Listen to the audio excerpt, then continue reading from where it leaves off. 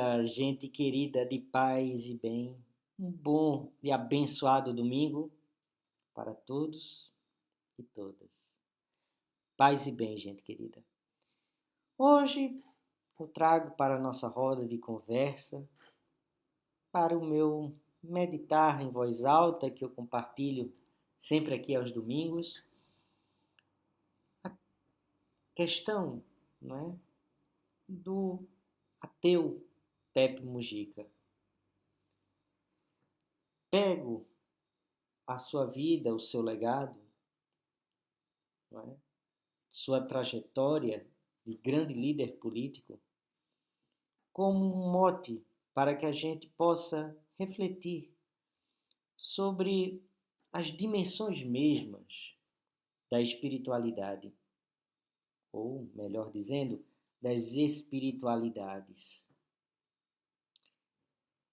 Então, é dentro dessa dimensão que eu gostaria de, né, em certo sentido, ressignificar a frase atribuída ao Dostoiévski nos Irmãos Karamazov, que é aquela, né, que costuma se tirar às vezes do colete, da cartola, né, como algo que é um manifesto anti-ateu, o anti-ateísmo. Se Deus não existe, tudo é permitido. Vejamos. Uma das questões que essa frase implica fala mais de Deus do que do ateísmo, ou do ateu.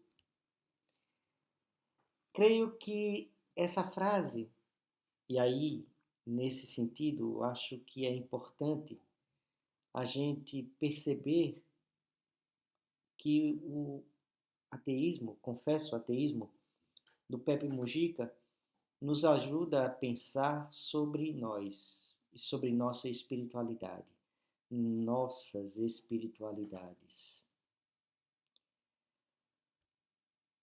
A dimensão mesma dessa dimensão profunda e humana, afinal, quando dizemos espiritualidade ou espiritualidades, estamos dizendo sobre o quê? E aí, confesso, estamos falando sobre humano, o demasiado humano em nós. É isso, e é dentro dessa experiência que nos inserimos, todos, crentes ou não, não é? Pessoas religiosas ou não. Somos humanos. E dentro dessa humanidade existimos, somos e nos movemos. E é dentro dessa trajetória aqui que nos relacionamos. O ateísmo é uma boa oportunidade para aquele que crê, vivencia uma experiência espiritual, é uma ótima oportunidade para o questionamento. E dentro desse sentido, como conversamos no domingo passado, amadurecermos. Amadurecer a nossa espiritualidade. Algo sempre, e Mujica, ele foi, em várias oportunidades, falou sobre algo que escapa à dimensão propriamente do alimento, da comida, né? Do trabalho, da dimensão fisiológica do humano. Algo em nós além disso. Algo em nós que nos remete à poesia e à arte. Algo que nos transcende como bichos. E aqui não há um juízo, né, valorativo da animalidade ou do bicho, não é? mas é a dimensão mesma de que, como Carl Sagan, outro ateu, confesso, colocava que nós somos uma das oportunidades, quem sabe, do universo se compreender. Nós somos o universo que se pensa. Nós somos o universo que se reflete. E ao se refletir, olha e contempla tudo e o resto. E afirma ou não. Mas é dentro dessa dimensão, né, que talvez para alguns pensadores está lá a tarjeta, né, a palavra do sublime. É dentro dessa dimensão do sublime que evoca a todos, crentes ou não, essa dimensão profunda do humano. Então, não podemos restringir a espiritualidade ou as espiritualidades à dimensão do religioso.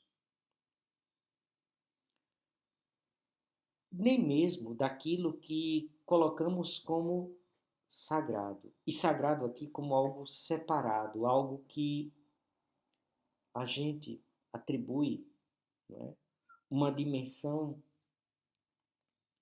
sacramental, né, que nos remete a uma dimensão maior. Isso pode adquirir e se colocar de diversas formas. Mas eu quero dizer dessa emoção que nos perpassa diante de um poema, diante do olhar amado, diante desse espaço que nos arrebata e nos leva a dançar e nos possuir dessa força que nos encanta e nos entusiasma. É isso que torna tudo percorrido por essa dimensão daquilo que podemos e devemos chamar de espiritualidades. São essas experiências espirituais? Claro que sim.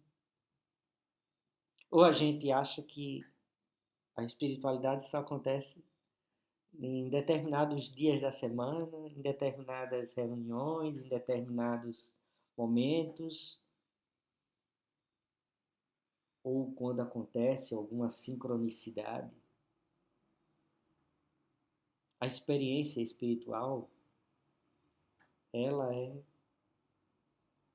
quer queira, quer não restrita àquilo que a gente, e aí alguns ateus chamam de experiências anômalas, ou fora do ordinário, ou fora do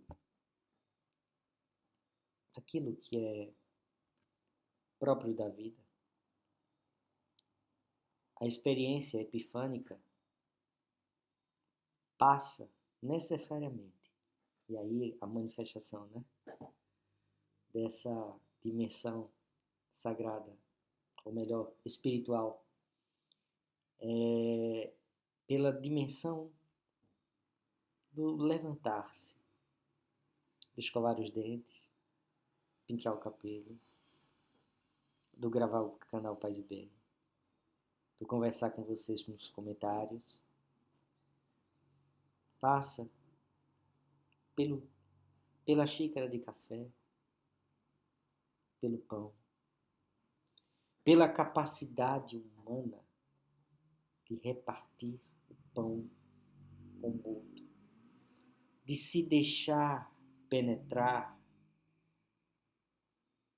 por aquele, por aquela que sofre, que chora, aquilo que chamamos como empatia.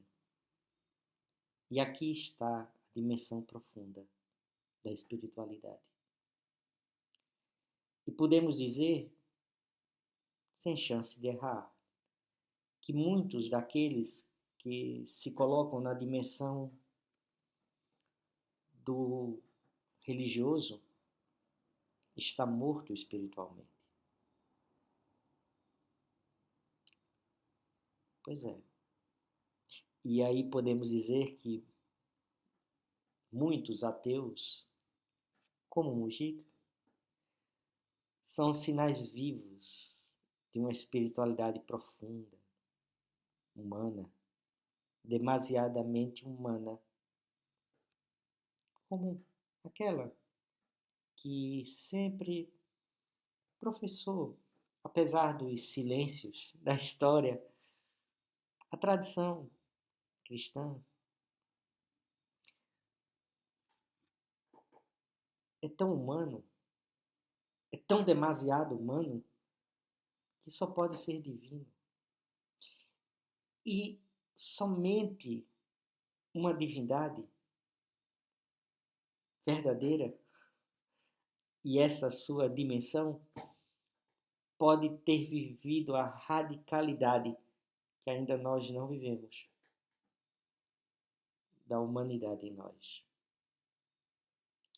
E é nesse sentido que eu creio e vivo. E a fé que professo.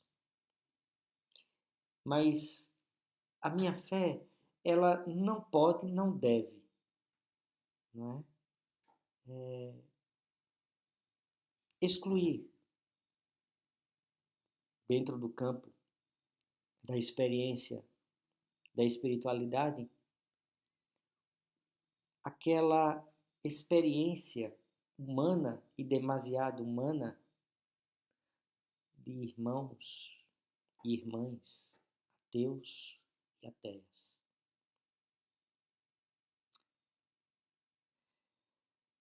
Uma pergunta necessária e limítrofe. Se, de repente, descobríssemos que não existe Deus, não existe mundo espiritual e não existe nada além daqui, dentro dessa dimensão, e que realizada a Páscoa, a morte, nada, absolutamente nada nos resta, continuaríamos amando, vivendo, sonhando, acreditando, ajudando, sendo fraterno, sendo humano, sendo solidário. A minha dimensão espiritual não se atrela à dimensão, né, vamos dizer assim, da promessa do além, ou de determinadas crenças, mas ela se radica, ela estabelece suas raízes profundas nesse mistério profundo que é o ser humano, que me faz emocionar, que me faz desejar, que me faz querer, que me leva a amar. E não será isso outra forma de dizer espiritualidade? Então, fica a reflexão, fica o pensamento. Inclusive, para um diálogo sincero, humano, não é? Sem proselitismo, sem tentar, né? É muito comum nas redes sociais, eu vejo, convencimento, a superação argumentativa, não é? Não. Eu tive a felicidade, dentre as felicidades que tenho na vida, de poder falar, né? Ter diálogos fecundos com pessoas ateias. Eu acho isso maravilhoso. E é uma experiência que me enriqueceu, que me tornou mais humano. E até, né, trouxe reflexões profundas sobre a minha fé. Que bom, não é? Precisamos ter coragem. Precisamos romper os preconceitos. Precisamos sair, né, dessa conversa, inclusive do Ratzinger, né? Do ateísmo prático, de pessoas que vivem sem Deus porque não fazem, mesmo acreditando, esse Deus não tem uma dimensão, né? Repercussão, enfim, na vida delas. Eles acreditam, mas um Deus que está distante, que não ajuda. Na verdade, por detrás disso não está uma compreensão sobre Deus, mas uma condenação, né, do ateísmo e do ateu. Então é dentro dessa dimensão que eu gostaria que todas, sem exceção, recebessem a bênção de hoje. Tá? Que você, cristão ou não cristão, você crente ou não crente, você teísta ou ateísta, você pudesse se sentir abençoado pela vida que em mim se diz em Cristo. Que dessa forma você possa se sentir verdadeiramente acolhido e acolhida por esse mistério que nos envolve a todos, chamado vida.